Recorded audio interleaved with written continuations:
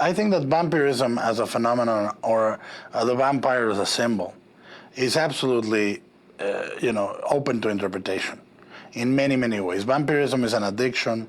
It can be interpreted as an erotic proclivity, can be interpreted as a religious analogy. It can be, it lends itself to play with it.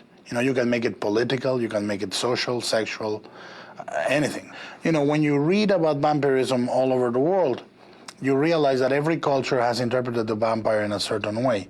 Malaysian vampires, for example, detach from the body and use their intestines to wrap around the victim and so forth.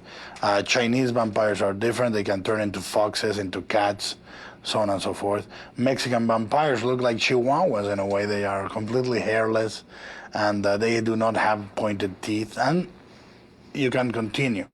Vampires do have a universal appeal because they're sexy. They're monsters, but they're still human monsters. They look human, and they effectively live forever.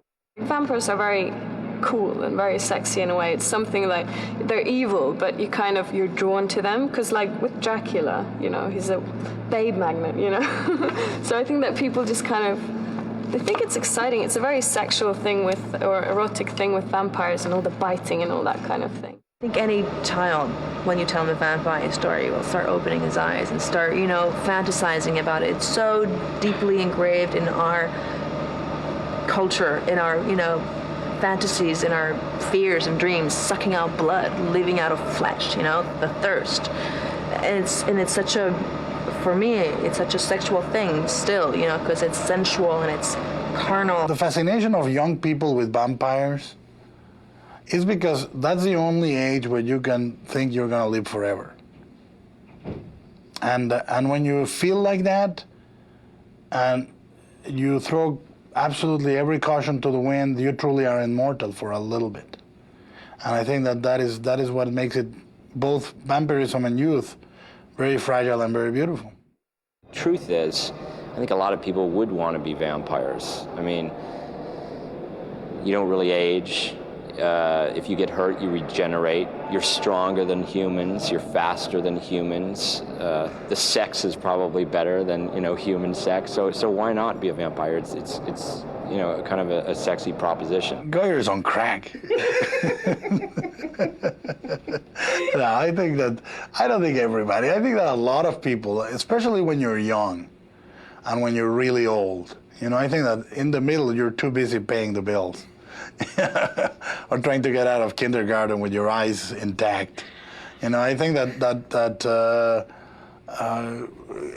when you're young, you dream of preserving that youth and that freedom. And when you're really old, you long for that youth that you lost. But I think that the secret desire to live eternally it's a very romantic notion of vampirism. I was tired of the Anne Rice vampire sensibility. Not that she hasn't made a huge contribution to the genre, but I just think that kind of thing has dominated vampire films for so long that we wanted to take it in a different direction. It's almost Byronian. It's very much like the Byronian vampire comes to fruit in Anne Rice's novels. It's the romantic hero per excellence. In Kronos, it was more about making a little tale about Catholic guilt, addiction, religious catharsis, and so forth, and about a guy that finds out that he is alive only after he dies, and how worthy his life really was, and how you really reach immortality when you give up everything. A very Catholic view.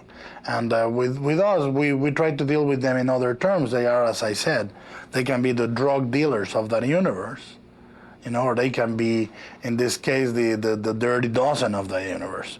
But you can deal with them in terms that are more pulpish and more comic. Anne Rice's sensibility is more high-reaching and more literary and more, the aspirations are more Byronian. We're just pulp. We're just pure pulp, and I like it. I love the idea of taking something pulp and then elaborating it visually with a lot of care. You know, I think that the product that comes out is really a very nice confection. I hope one day to do a movie about vampires that have been alive for so long that they don't really care about anything anymore. Because I really think that after 500 years, you would get a little jaded.